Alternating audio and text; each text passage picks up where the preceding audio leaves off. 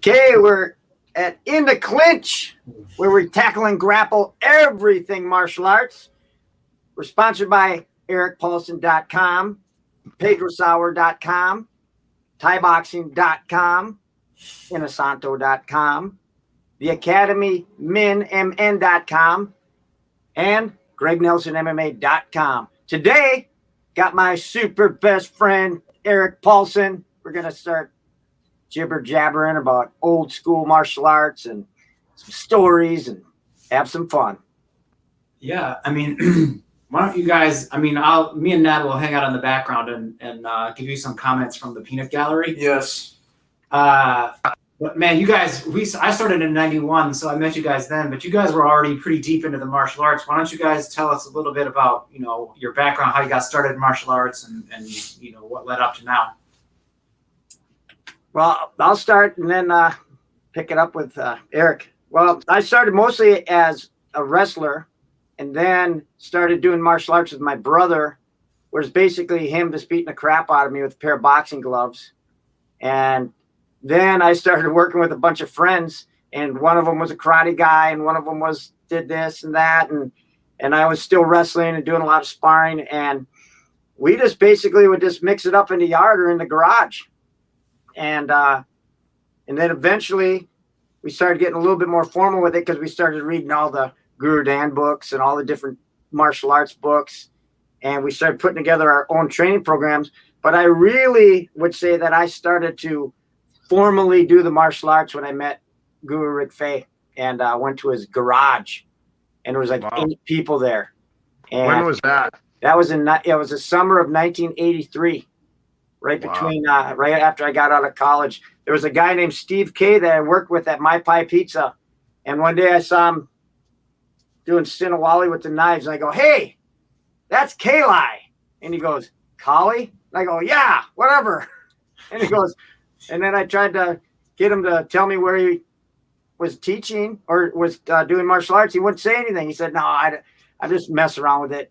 And finally, I just was such a pest that he said, hey, meet me here on Saturday and we're going to go where I do my stuff. And then we drove to Rick Fay's garage in his back of his house.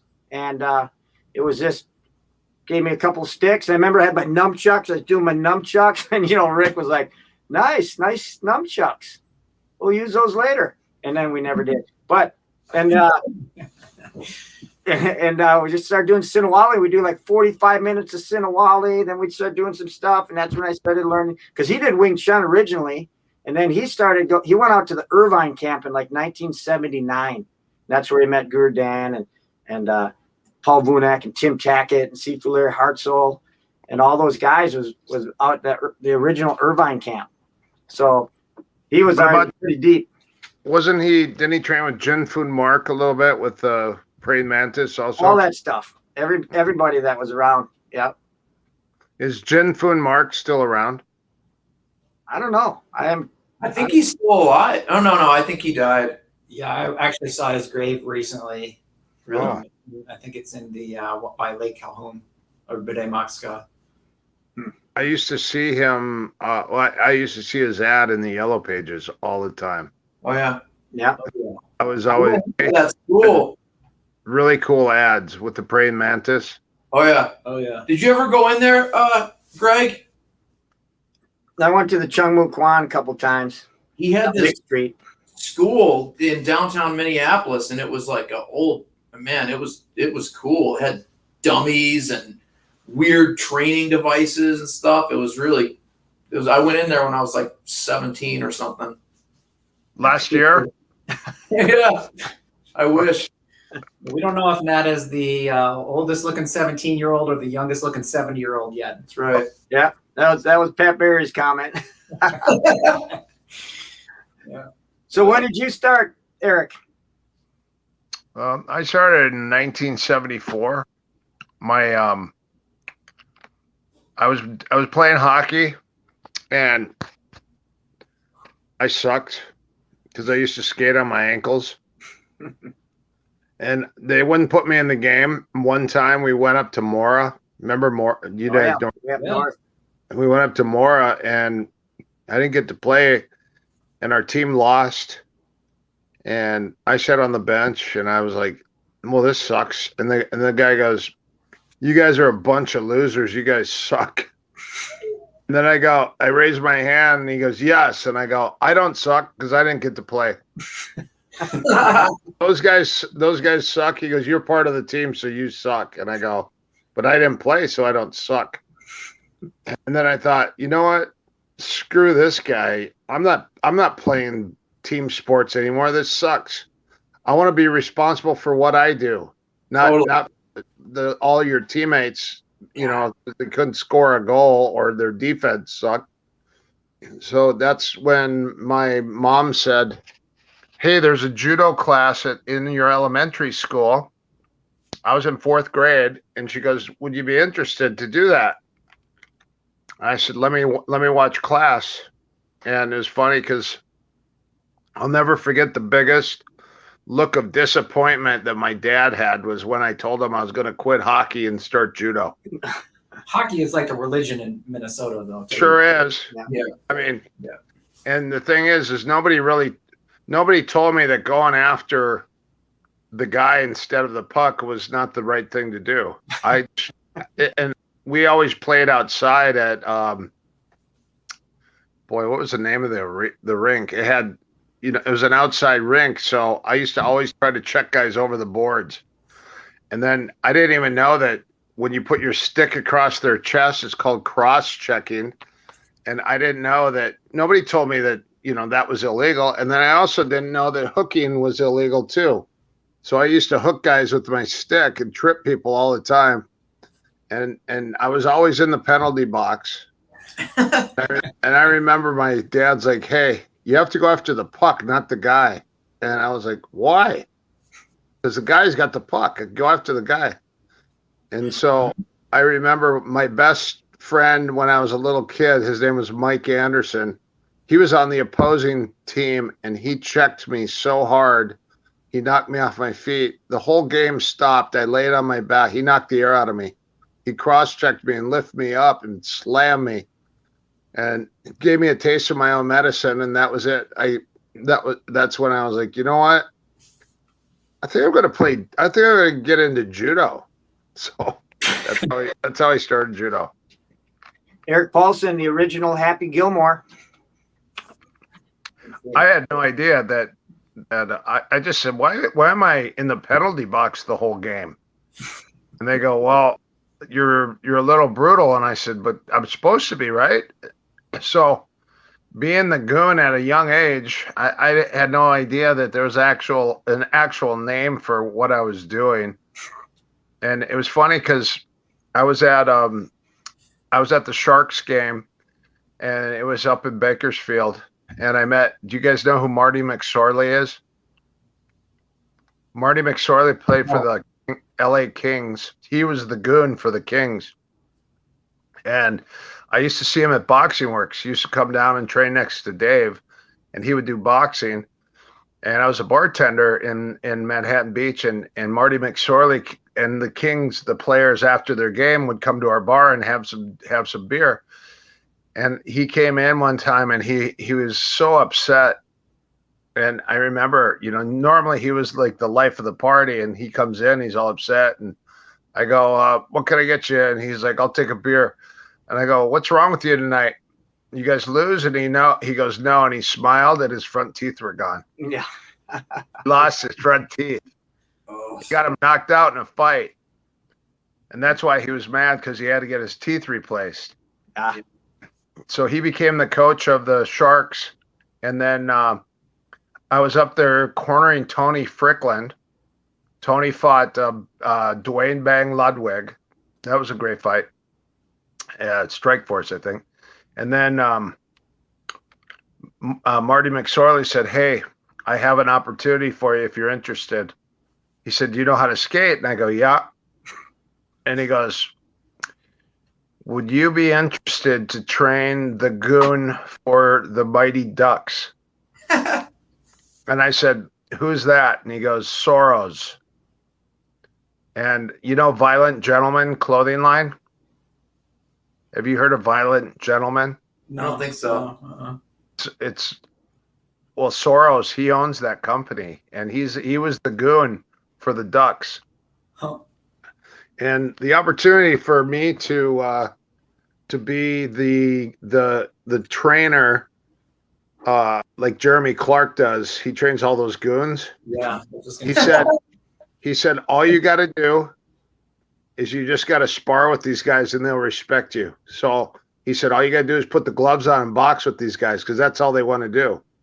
And they won't respect you unless you box with them. You have to spar with them. So they said, "Hey, are you interested to train?" And I said, "Well, what kind of money is involved?" And he said, "Well, you have to work 5 days a week, 8 hours a day. It's like a 9 to 5 job, and the pay is like they pay you $100,000 a year." And I was like, well, I know Greg Nelson teaches martial arts and makes more than that, so I want to do what Greg does. So I denied it. What, do you guys remember when you met? What's that? You guys remember meeting? Did you guys meet at the Kali group possibly back in the 80s? Is that when you first met? I think we knew each other before that through gymnastics. I remember we competed against Greg's school, and I remember watching Greg, and I was like, man, that guy's strong, and he's very well rounded, and he's very dynamic on the floor and the vault and the high bar, and the parallel bars. And so I remember watching Greg, and then all of a sudden I remember walking into Rick's school. Now I thought it was 1982. Maybe it must have been. Was it 82 or 83? Probably 83. Okay, is that when you guys? I mean, gymnastics 82. Yeah. Sure. So in 1983, I walked into the Minnesota Kali group, and Rick did a seminar at our karate school, and I was doing karate full time. And he came in and he taught, and I said, I watched him do the sticks. I go, I don't want to learn weapons. And then I watched him box. I said, oh, that guy must be a boxer because of his footwork. And then I saw him do trapping. I saw him do the energy drills, and Joe Madrid was there. This is 1980, 81, 82, 83. And these guys were doing Sinawali with dowel rods. One guy cut his broomsticks in half and was using broomsticks.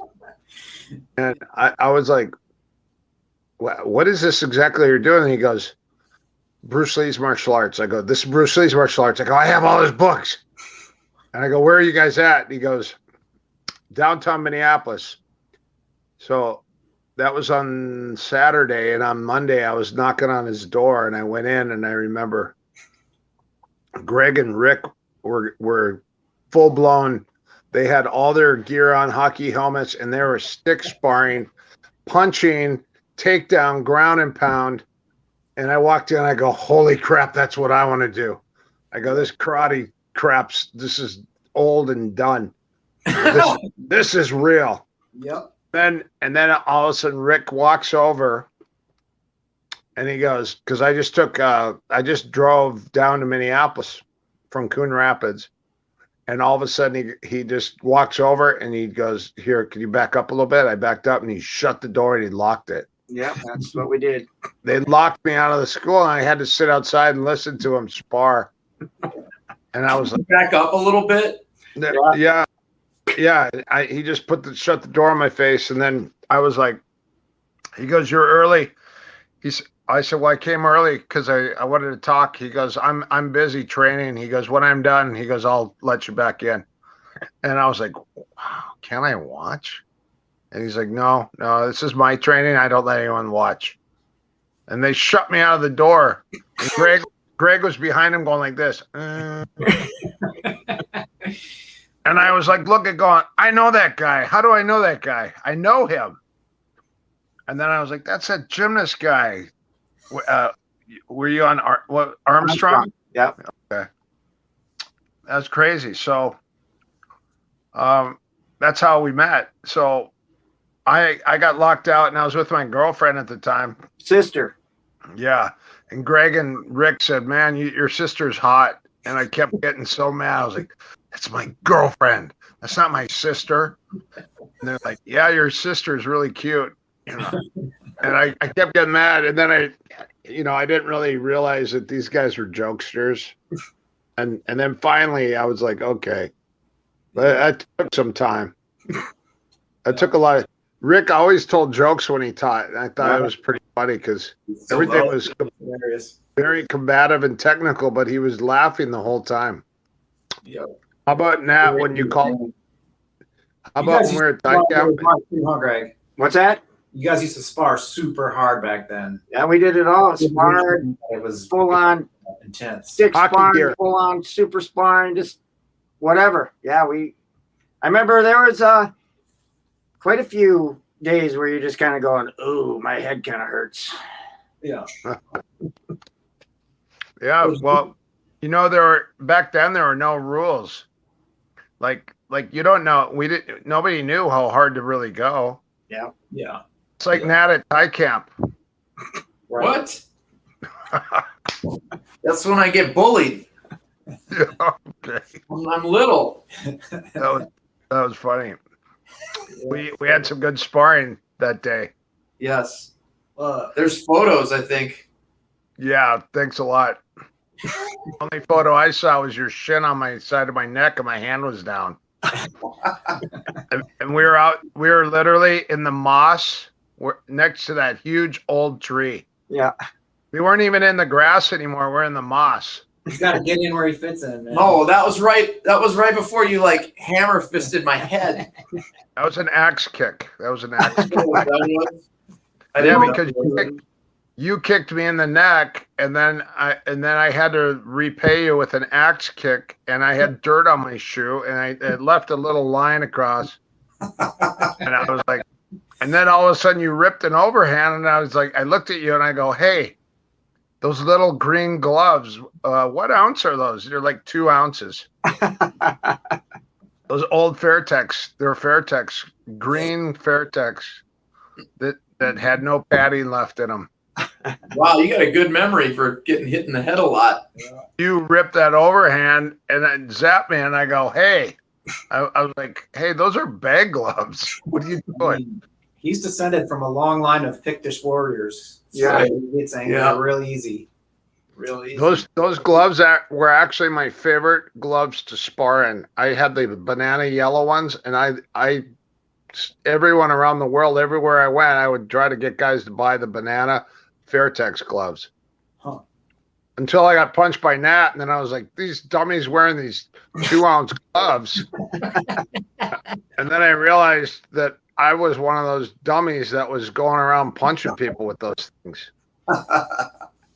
Yeah, I we only would, do that to people I love. yeah, we would spar. We'd have the hockey gloves on, Rick and I, and a helmet, and just full on. That's right. You had catcher's mitt, shin Yeah, protectors baseball on. shin guards. And we'd kick each other in the leg with those things. Well, did they let you spar right away to show you how great it was, or what did they do back then? No. I wasn't allowed. That was those guys. That was the advanced stuff. And then I sat and watched Greg hit, because I did a private with Rick, and he showed me how to hit the tire tree, mix the kickboxing with the stick. So you go angle 1, angle 2, cross, elbow, knee, and then leg kick, and then angle 1, angle 2 out. And then I watched Greg over there with just beating the living shit out of that tire tree. And then he grabbed a baseball bat, and he did a baseball bat series. Oh yeah, yeah. Yeah, double-handed series, and he was beating the shit out of the tire tree with the baseball bat. And then it wasn't until later that somebody said, hey, don't you have a sequence of hits that you do with a baseball bat? Remember that? And then you and Dave, you went in, and I think we videotaped it. Yeah. That was at the Brooklyn Park, Brooklyn Dark School. Yeah. 57th Avenue. With the one with the demon on the right side. Yeah, of the yeah. room. Yep. That was scary on that side. Yeah. That night when you went to shut off the light, it was like you shut it off and you ran. Nat, do you remember that? What is the energy in that place? Yeah. Was it creepy?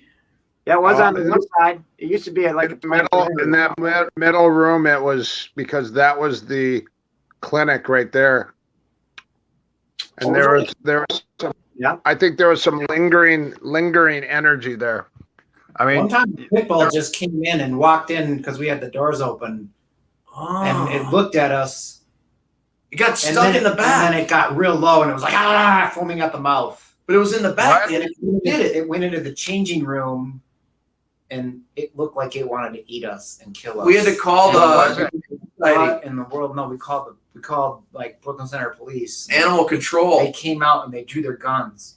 And what was it? A pit bull or something? Yeah. Yeah, and the cops that were training were like, yeah, the bullets just ricochet off their heads, like you can't shoot them. And I'm like, oh my God, they're about to try to shoot this pit bull and it's gonna eat one of us. And then one of these cops got real smart and he had like that lasso thing with the metal.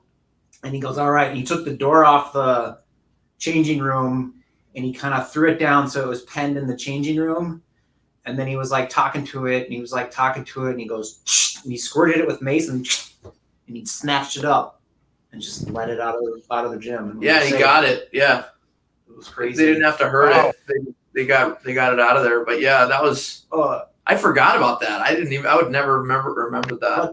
No. So did you guys train with Paul Vunak in the '80s at the Kali Group or in LA?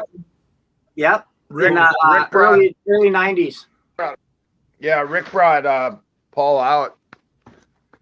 That was before I'd ever been there, but Greg and Rick had some amazing stories.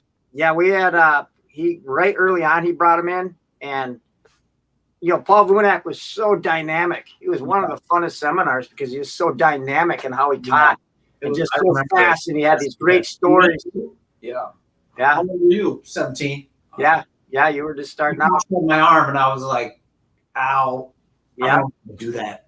You talk about killer instinct, super intense, and his movement was always so, he's always constantly moving and super fast, and I really liked Paul Vunak seminars back in the day. I watched. Did you see that old video of him demoing? That was the Vunak that I knew. Yeah. Where he was doing all the old stuff and he was playing the drums and he was explaining the guntings, and that by far was the most dynamic. I sat and watched him talk. I listened to him talk. I said, man, he's had to have taken classes on public speaking and teaching.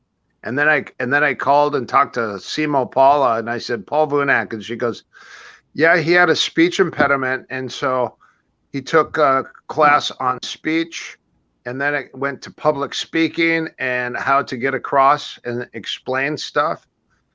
And I was like, man, I should take. It was like almost like a cold reading class and improvisation, and he was so good. I sat there with my mouth open when he was talking, like, holy crap. He engages everybody. Had such the charisma that he had. He attracted everyone to believe everything that he said. That guy could have easily started a cult. He could have been in Waco, Texas, and had his own cult. Yeah, easily. Yeah, I could see how he could have got followers because he convinced. Everything he said was so convincing. Dude, he told us, hey, when you guys go out and you do street fights to test out all the techniques I'm showing you, make sure to bring your mouthpiece. Yeah. That was the day back then. That was the era. Well, it's funny because at that time, I walked into the Minnesota Kali group, and I remember I walked in and there was a guy with a Hell's Angels leather vest on, and he was doing disarms with a crowbar. And he was swinging a crowbar, and he was doing all the Sinawali drills with the crowbar. And I looked at him, and then I turned around, I looked at Rick. He goes, I'll tell you later about that one. Huh. And then later on, he goes, when Paul Vunak was here, he said, do you want to get some real students? And Rick said, yeah, of course. He goes, good. We're going to go out tonight. And he goes, make sure you wear your cup and bring your mouthpiece. Oh yeah, and bring your business cards too. So this is Rick Fay telling the story, and he said they went out to the bar. Paul Vunak goes up to the bar. He orders. He goes, "Give me 2 of the cheapest beers you got."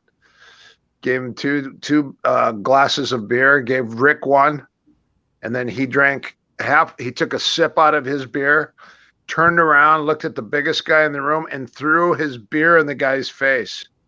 Right on. And then he put the glass down, and he goes, "Quick, Rick." He goes, "Quick, put your mouthpiece in."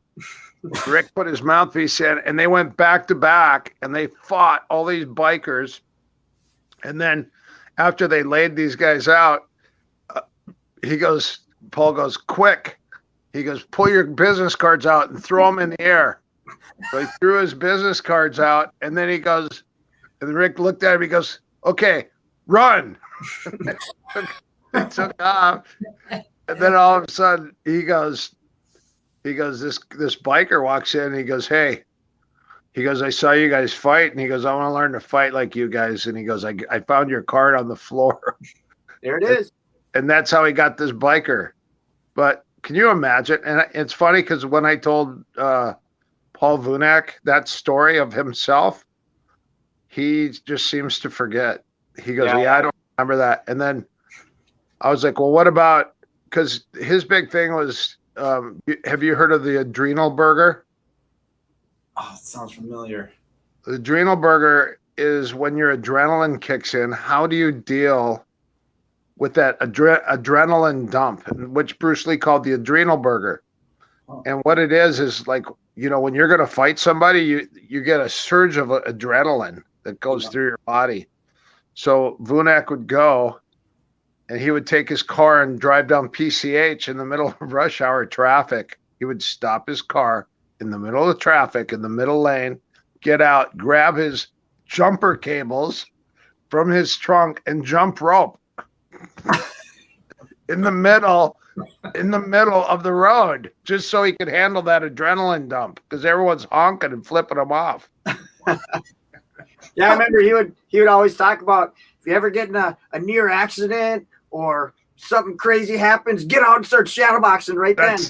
That's the next story. Yeah. The next story is Vunak goes to the gas station, and this is before it was paid. You don't have to go inside and pay. You could pump and then pay, right? So he pumps his gas, fills his tank, and then he jumps in his car, and the guy comes running out. It's like, hey, you have to pay for the gas. Paul drives around the back of the gas station, gets out of his car, and starts shadowboxing because the guy chased him and his adrenaline went. Oh, my gosh. Yeah. Again, he doesn't remember that one either. Yeah. You know why? I think when you did a bunch of crazy stuff, just so you don't incriminate yourself, you just forget about it. Yeah. Claim never happened. Yeah, that one, I don't remember that. Yeah. So So then you moved to California in what year? 1986. At the end of 85, I came out to spring break with my brother, and we went to Palm Springs, and I've never seen palm trees, sunny skies, date beetles, and oranges on trees. And it's so funny. I watched that movie American Gigolo with and you said, that's what I'm going to do. Yeah, I thought I was going to be an American Gigolo. Don't ever tell a bisexual waiter that's 40 years old that you want to be the American Gigolo, because that guy will hit on you and try to get you to sleep on his couch. In the middle of the night, I had to call my mom crying. I go, a guy tried to hit on me. He locked the door and told me to come in his bedroom. And all I wanted to do was sleep on his couch. I drank 2 beers and he said I was drunk. He had a party, and this guy, I was 19 years old. But you know what? His eyes weren't made of wood. Stand in line. Yeah. Yeah. So did you start training at the Inosanto Academy right then because you had trained with Rick and Greg in Minnesota, or? I was so I lived in Palm Springs, so I did in Palm Desert. There was two options. There was a boxing gym in Coachella, so I went down there, and then I also only in Palm Springs there was a kung fu guy. He's kind of crazy, and there was a really good sport taekwondo guy, and I started training with him because they sparred all the time. So I would go down and spar, and it was in that time period that I went to 1986 or 87. I went to Dan Timlin's camp in Michigan, mid-Michigan. Yep. You were there, Greg, right? Yep. That was my first introduction to the entire Inosanto family. And it was 1986 or 87. And I remember I saw Greg there. I was so happy to see Greg and Rick. And that's Larry Hartzell was teaching on the basketball court, and Sifu Fong was there. And Bob, I was so amazed that Bob Carver had his own Thai pads and boxing gloves, and he had Thai shorts. And I go, where do you get all this stuff? And he had his own bag of his own stuff. And I remember everything I had was rented or swiped or something stupid. Yeah, Salem was there.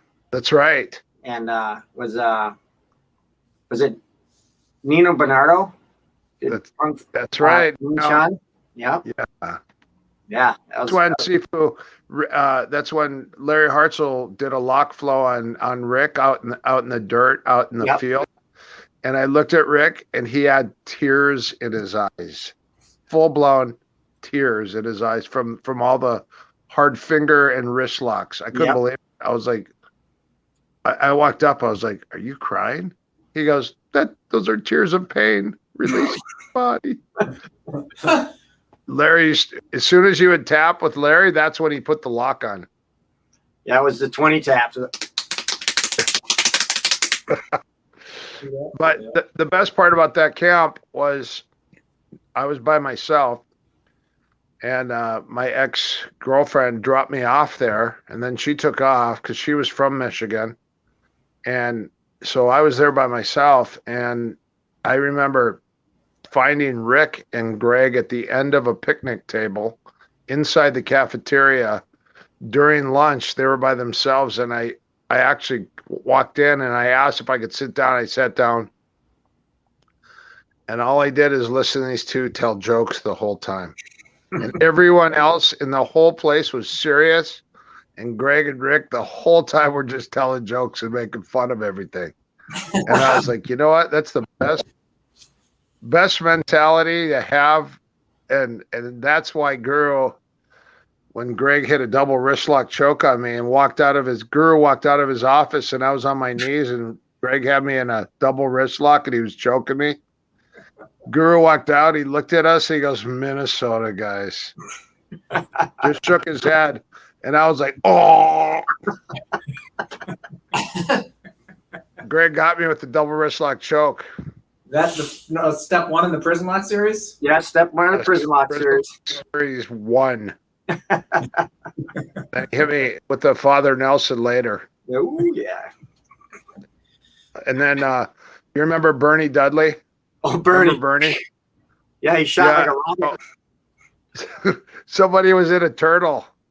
I remember Greg hit me with we tied up once, and he hit me with a fireman's carry because I vacated my foot. My foot went back, and he just hit a fireman's. I went flying, and then somebody pulled turtle, and I jumped on him, and the guy went flying. And Bernie Dudley goes, "Wow, that was amazing! How did you do that?" And I go, "Well, go to a turtle." So he turtled, and I showed him the minnow, and he shot like a dart. Water cannon. And he said, "Oh geez, oh God!" And then he went flying forward, and everyone's like, "What was that?" And I go, "That's called the minnow." Bernie was a lawyer. And he was changed after that turtle turnover. He was traumatized. Oh yeah, Jeff Jones. I've never seen Jeff laugh so hard in his life. Oh, that's He great. loved He loved to torture Bernie. Loved it. So Man, have you talked to Jeff Jones? I talked to him. Well, I see him I think the last time I was at the TBA tournaments, I was there because his son was fighting and he had some fighters there. And then I talked to him on Messenger or Facebook. He texted me not too long ago. Now, you know that Mateo closed his school. Did you know that? And I think Dickie did too. Dickie Harrell closed. Dickie closed, and he's actually teaching out of his garage now. Oh. You know what? Listen, I had some of the best training at the park by my house in Marina or down in Playa del Rey because you had the beach. It was sunny. And then this guy kept watching me spar with all these guys from England. And I loved it because it was free. There was no rent. You know, it's free to train at the park. And I used to spar with these guys. And this guy was watching over and over. And I go, man, who is that guy? He looks familiar. That guy keeps watching us spar. And they go, oh, that's Mario Van Peebles. Oh, yeah. Mario Van Peebles was watching us train. And then all of a sudden I was at the Inosanto Academy teaching on a Monday. And Mario walked into the school. And I go, hey, is that Mario Van Peebles? They go, yeah, he's asking for you. And I go, what? And I walked up and I go, hey, Mario, Tanya. No. That was Tanya. That was the back of Tanya. Oh, okay. Anyways, so Mario Van Peebles said, hey, I came here to train with you because I watched you at the park beat a bunch of people up. So I wanted to do that. I wanted to see if I could do the same thing. And so he became a regular student at the Inosanto Academy. Oh, that's cool. This guy's in amazing shape for his age. He's like, I think he's like probably late 50s now, but he's like Greg. He's ripped, shredded. I wish I was ripped like Mario Van Peebles. Yeah. So I think, you know, it's weird. I think it's just genetics. I think some people just like Lucius Smith. Lucius Smith is 65 years old and he has an 8-pack or a 12-pack of abs. He is shredded. like Dave Leach used to have like the turtle shell. Yeah. Day, and Greg That's had right. the belly. I had the 2 ab, and David Leach had the 8 ab. I traded my 6-pack in for a keg. Yeah. I got one of those mini barrel. What are those called? The Coors Light barrels, or it's ball. The Coors Light ball. That's what Larry Hartzell, remember his gut, and the thing was hard as a rock. Yeah, that's called Candida. Yeah. Because he drank so much beer, and back then nobody knew about Candida. Oh yeah, he was. He would just drink beer every night. He's like, hey, let's go lift weights and go get some beer afterwards. I was like, that sounds like a great plan. Then he would make red beans and rice. And we'd go get German beer, and we'd sit back, and he would turn his little TV on, and then all of a sudden he would start calling everybody. It was like 9 o'clock or 8 o'clock, and all of a sudden he goes, we got a call, and he's like calling Bert Poe and Pat Trey and what's the guy's name? Partridge, or what's his name from North Carolina? His good pal. Remember him? Yeah, I remember him. I can't remember. They were best. The guy who ran the camp, right? That was Vic Payne. Vic Payne. There was another. They were best friends, and then Larry got mad because he said something to Deborah before they got married, and Larry goes, "I'm going to kill Partridge, something Bill Partridge or something." Bill Partridge, yes. I'm going to kill that guy, and I was like, "That's your best friend." He goes, "Yeah, but he said something to my bear." Yeah, because he called Deborah his bear, little bear. He's like, "My bear. One time, Jeff Jones was telling a funny story. Seafood Larry was at his hotel, and him and Deborah got in a fight that night. So Larry had to teach the next morning. So he came out and he had like a red shoe and a green shoe on. And it was so funny because he had two different colored shoes on. And he's like, and there's like, Sifu, you got two different shoes on. He goes, damn. He turns around and he goes to open his door and the door is locked. And he's knocking on the door. He's like, bear, bear, bear, bear, bear, bear. Come on, bear. Open the door, bear. It was so funny. So he had to teach a whole seminar with two different color shoes on. But that was funny. But one time I was with him.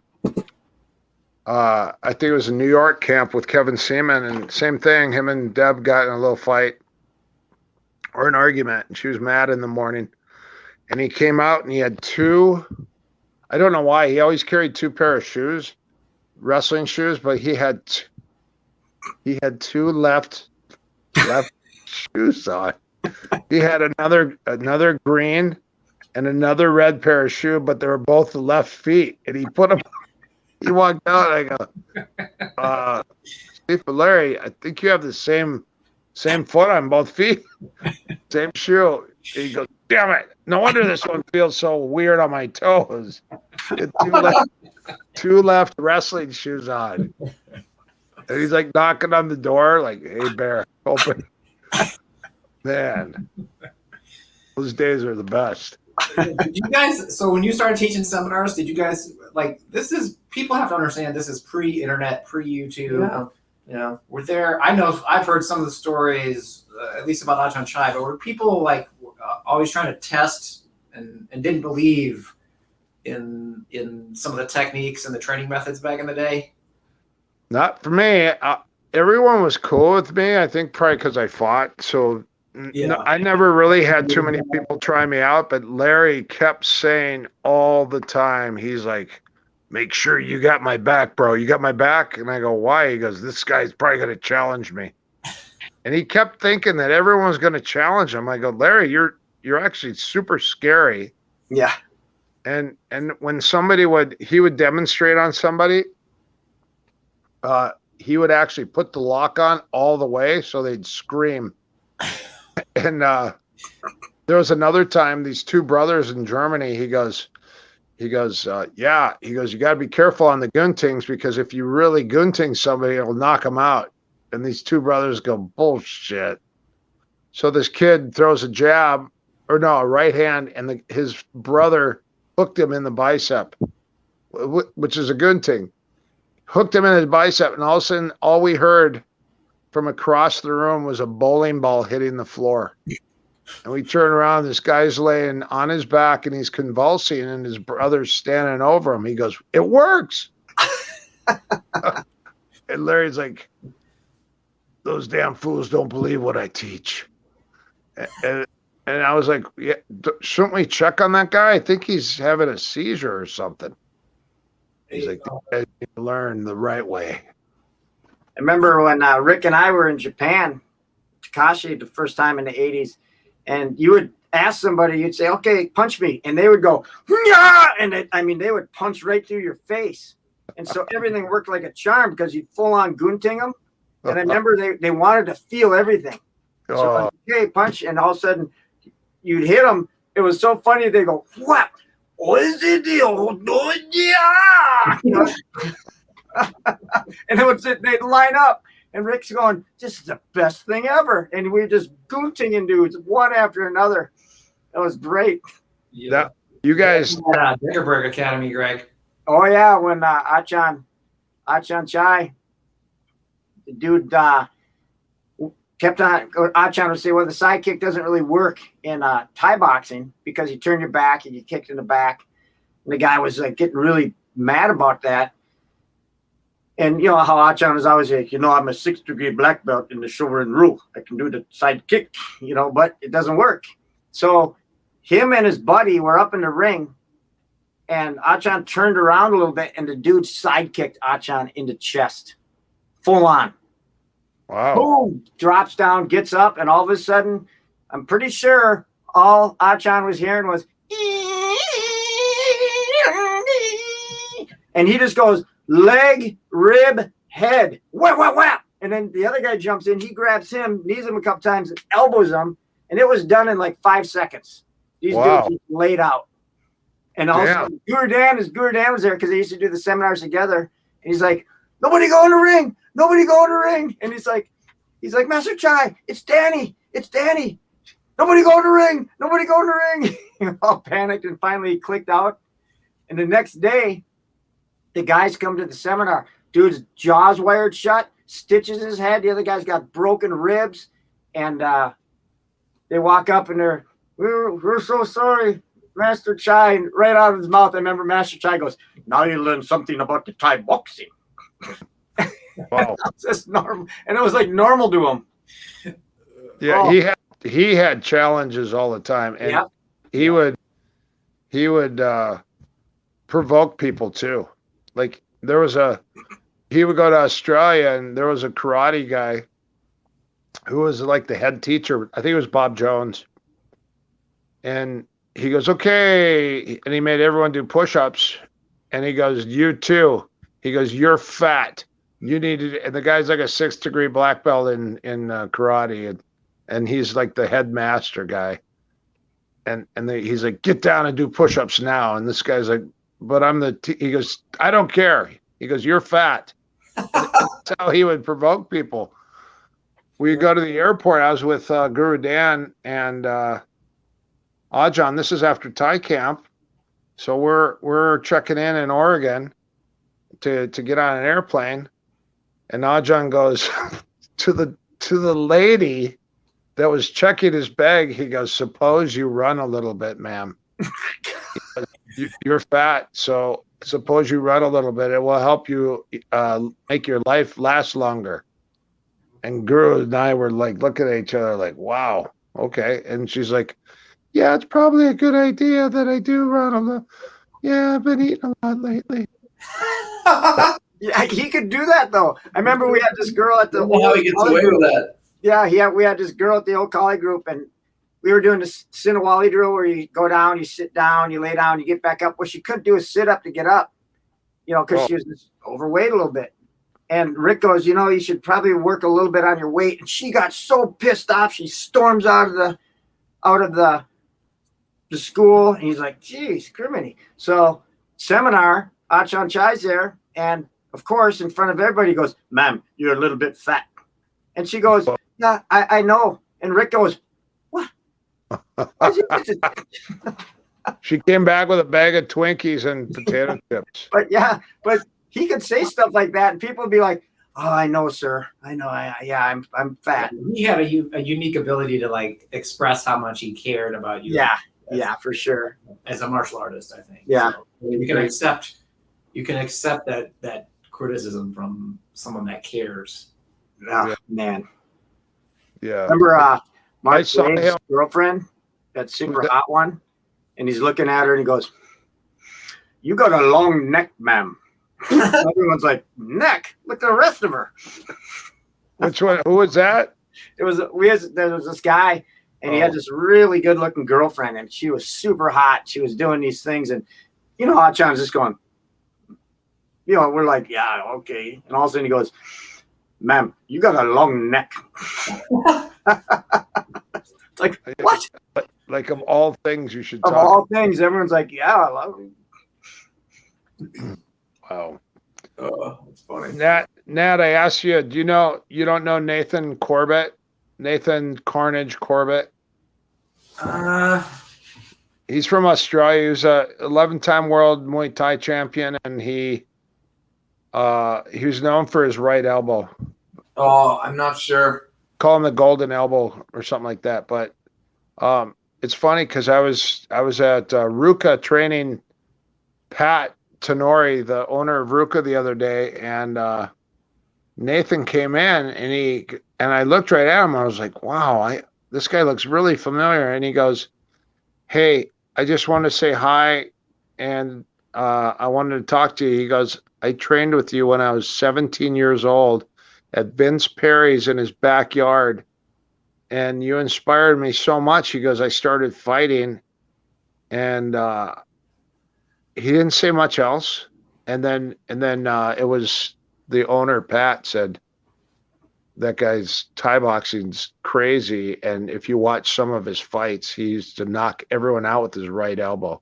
Cool. And it's because he had a guy challenge him, and this is Nathan telling me the story. He goes, this guy challenged me, and he said, I will fight you long range, no elbows. No, you can't throw it right. And he's like, so the guy thought he was going to beat him just without him throwing his elbow, because he was knocking everyone out with that right elbow.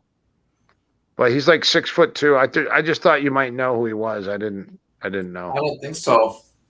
It was nice that he did that, and he said that he wanted to meet with Guru because he trained with Guru and Ajahn. So he said, if you could set up a meeting, I would like to meet with him again to pay respect to all the old teachers and trainers. He goes, I'm going back to my old karate teacher. I'm going to Okinawa. Yeah.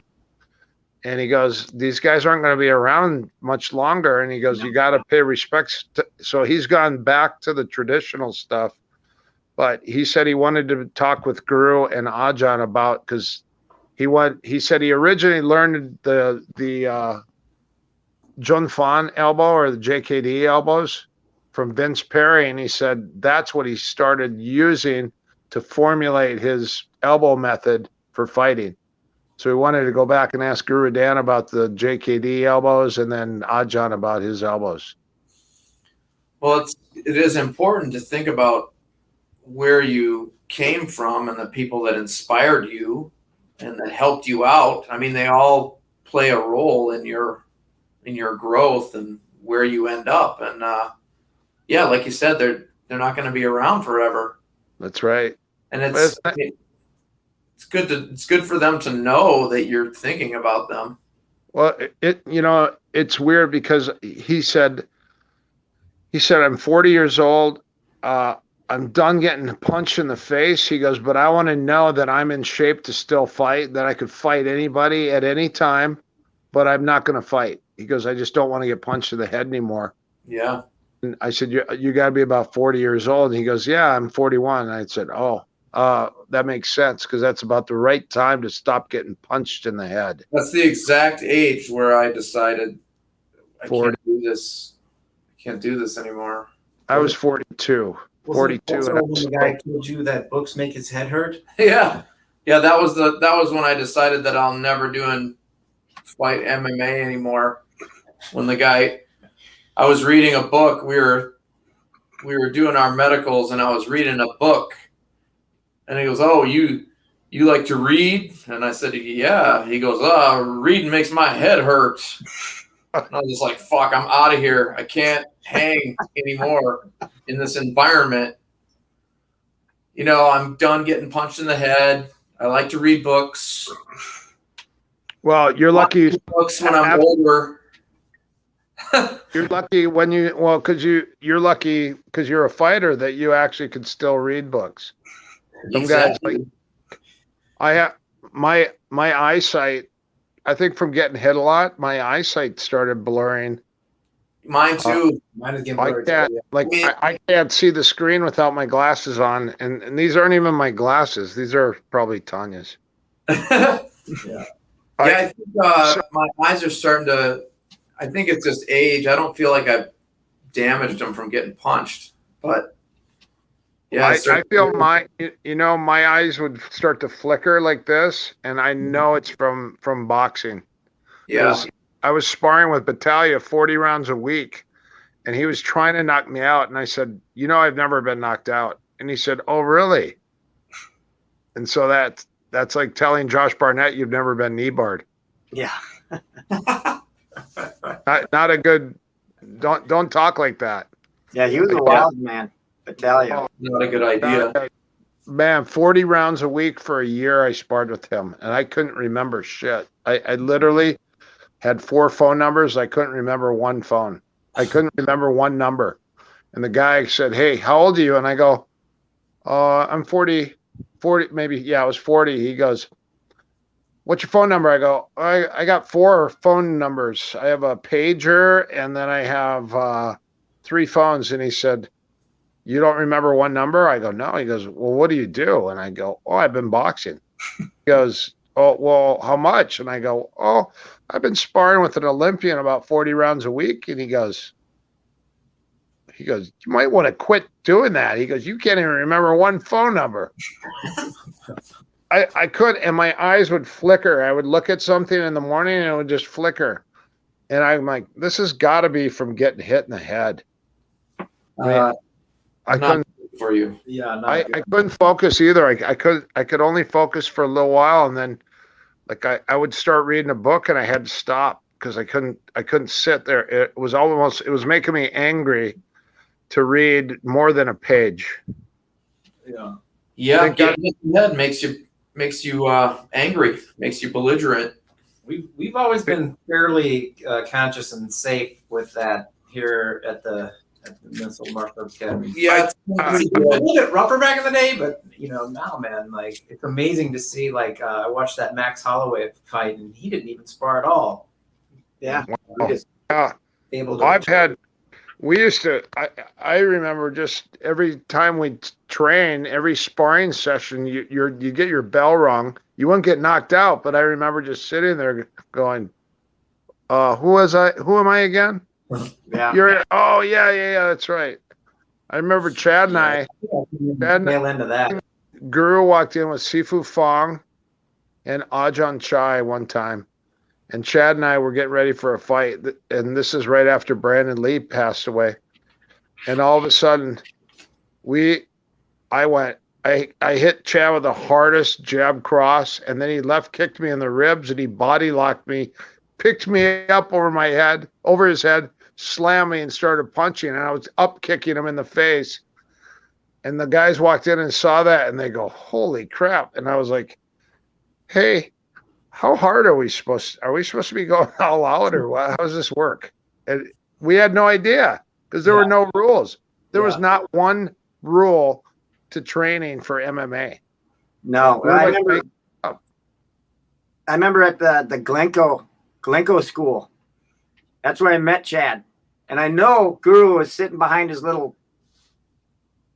podium that he sat behind, and he goes, "Okay, Greg, why don't you go with Chad?" And it was sparring. Oh my God. Chad comes up and just liver hooks me. I'm like, oh, and I remember running into the wall and just started hammering him into the tie pads. And afterwards, that's when he went and he goes, "What's your name?" That's an honorable thing for Chad to do. What's your name? Because I remember he was so mean to people. He called people from out of town carnies. Yeah. He's like, "Oh no, the carnies are coming," and then he would go, "Fresh meat." He said the good thing about having new people come in to train is that we have fresh meat all the time. I remember we were at the Playa del Rey, the Manchester, and it was after one of the Nikolai days, and David's there, myself, I think Spazzano, a bunch of guys, and the class comes in afterwards, and this guy starts standing next to us, listening to us talk. I remember Chad goes, "Hey, go waste somebody else's air. Go on that side of the academy." Oh, it was constant like that. And David, he would just cringe. Totally. David would go, oh man, Chad was just mean. We were at a seminar in Chicago, and he was assisting Guru Dan. And this guy comes up to Guru Dan and says, "Sifu, could I put my slippers next to your shoes so I might get some of the spirit of Bruce Lee?" Guru's like, "Oh yeah, sure." And Chad goes, "Guru, the spirit of Bruce Lee? Are you kidding me?" You'd be surprised how many people would come to the Inosanto Academy and say exactly that. "I feel his spirit here." We had a lady sitting outside saying the same thing. And I go, "Where are you from?" She goes, "Canada." And I said, "You've been just sitting out?" She goes, "I feel his energy the whole time." And we're like, I think she's mentally challenged. So be careful with this one. No. People were like that full time, and yeah, but it's funny. Yeah. Chad didn't put up with shit though like that. Chad said, hey, I just want to let you know, he goes, I'm smarter than everyone in this room. and if I lose some brain cells from sparring super hard, he goes, I'm still smarter than everybody in this room. He goes, I can afford it. Dave Monet said the same thing. He said, I can afford to lose some brain cells because I'm so smart. Well, you lost a lot of them. Dave Monet said the same thing. I remember, I go, wow, I've heard that before. Yeah.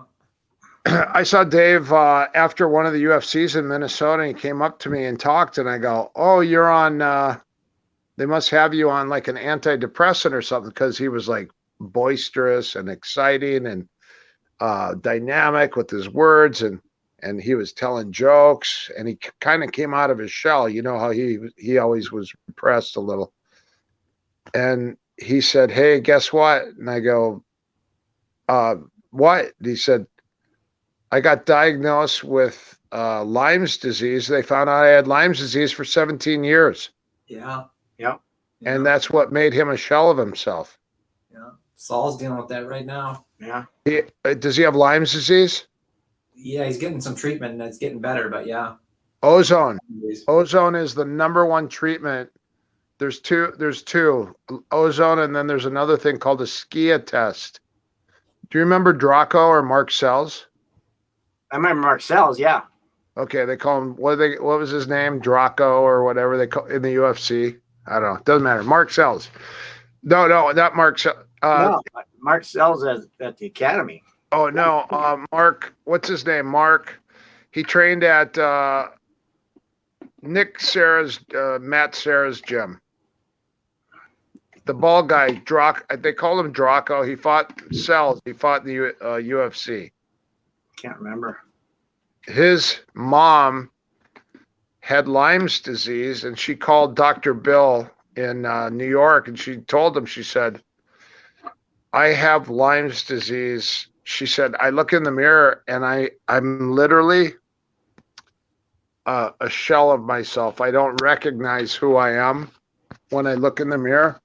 And she said, I'm going to give you 1 week to heal me. And if I'm not healed in a week, she goes, I'm out of here. So she was threatening suicide. And guess what? He hooked her up with this test called the SKIA test. It was created by a NASA scientist. His son had multiple sclerosis, and what it was a program. You punch in your birth date, where you were born, the year, your name, and it does an entire background check on your overall health, and then it evaluates it. And they have these two electrodes that go on your wrists, and it tells you if you have parasites. It tells you. It's a weirdest. It's called a SKIA test. And she took the SKIA test, and what it does is it diagnoses what you have, and it remotely puts frequencies in your body. And it goes on for a month. And it actually healed her. And so now she's an expert. She's a SKIA. She's a SKIA test expert, and she bought the machine. It was a $10,000 machine, and you can actually get treatments from her, the SKIA test, and it's for Lyme's disease. Pretty interesting. Huh. But Nick Sekula, That's kind of a controversial topic. What's that? Lyme's disease? Well, hey, listen. What's that? Did you say Lyme's disease? What's that? No, the ski. Yeah, some doctors believe that you can't have COVID for a long period or not COVID, but Lyme's disease for a long period of time once it's been treated. Some people believe that you can have Lyme's for a long period of time and be affected. That's what I was told. That's what I was told, that it could stay in your body for quite some time, and it messes you up. A lot of doctors don't believe that. Well, we need to Figure it out. Yeah, we need to have a talk with them. Dave had it for a long time. Dave was messed up. Yeah. Just look at the way Dave was. He was an introvert. We thought he had Asperger's a little bit, right? But but guess what? It was the Lyme's disease was altering his personality. For sure. I remember he told me that when he was really sick with it, he thought he was losing his mind. Yeah. It's really bad for your brain. And that's why that lady was suicidal, because she said that she was a shell of herself and she didn't even recognize herself in the mirror. Well, Dave Monet is so Smart. tough. He was training and fighting during that period of time. Yeah. He would just fight through it. Yeah.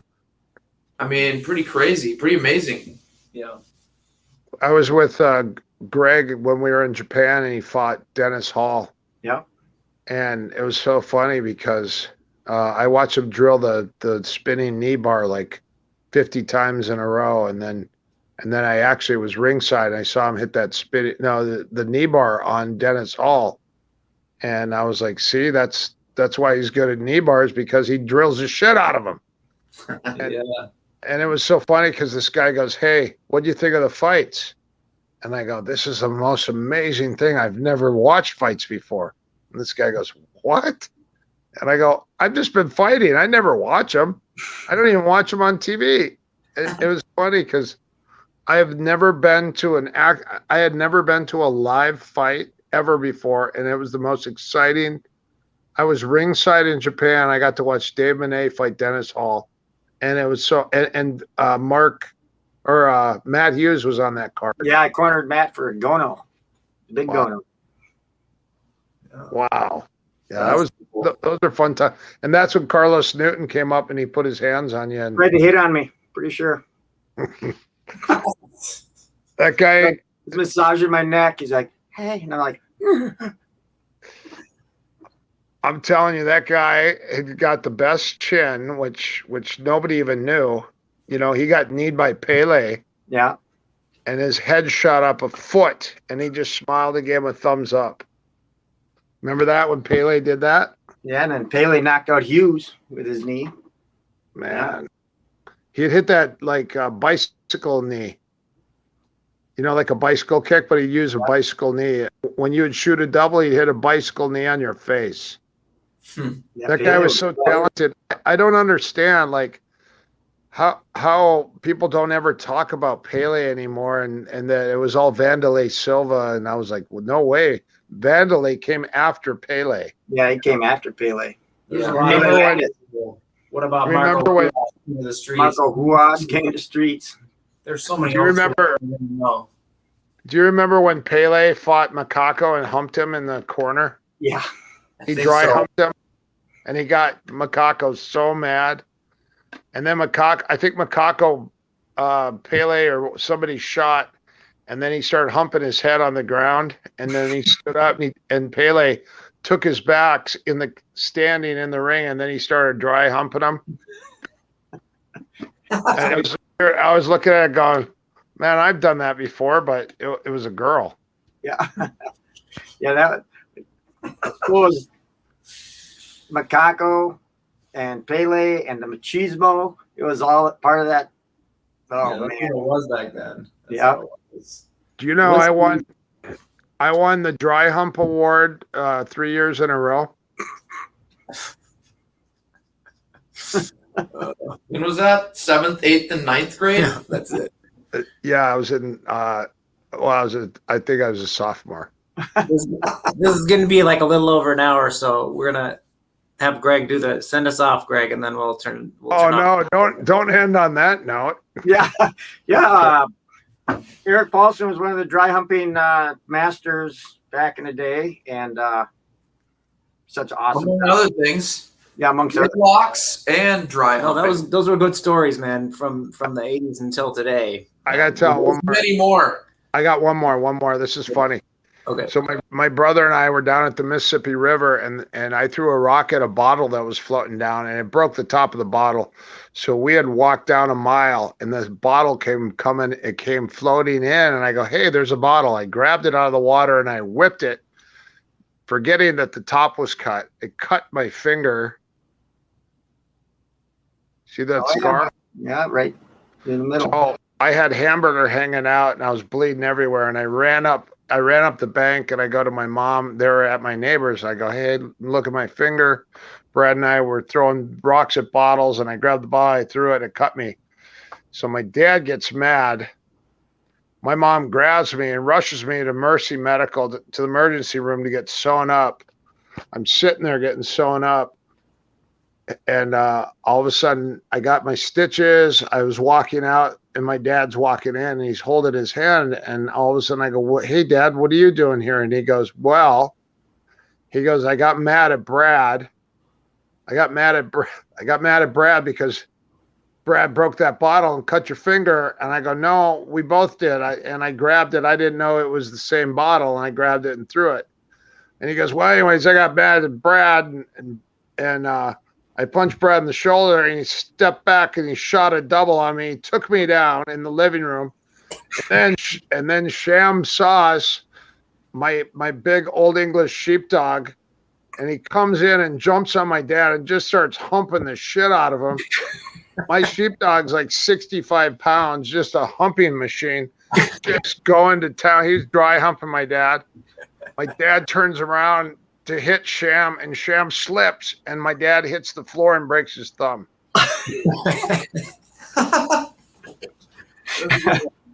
What a great story. It's a chain of events. That's it. Well, I learned to dry hump from my dog. There you go. Sham. They're the best ones in the world, man. Sham, his name is Lightning Shaggy Shamrock. He was the incredible humping sheepdog. I miss that dog so much. Oh. Yeah. All right, Greg. Great. Take us away. All right. Hey, that was a good time with Erik, as always. And We got to laugh. if you like it, oh yeah, you gotta laugh. You gotta laugh. You gotta love it. Gotta love what you do.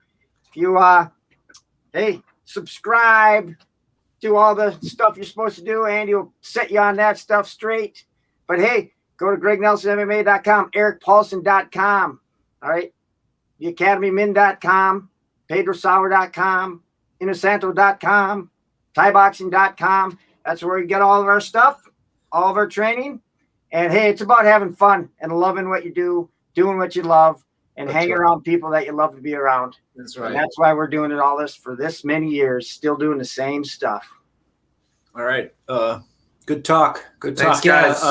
Thanks, guys. share this Thank podcast you. if you like it, and Hey, give it a rating on iTunes. And that's I wish we would have done this podcast like a year earlier, because I was sitting around the house doing nothing, all sad and depressed when we were in lockdown. Yeah, but we don't want to talk when we're sad and depressed in lockdown. You know? Yeah. It's true, but we could have had a lot of fun. You know, we could have made a bunch of stuff up. But Yeah. hey, at least those days hopefully are behind us, right? Yeah. I think so. It's a roaring 20s. All right, here we go. All right.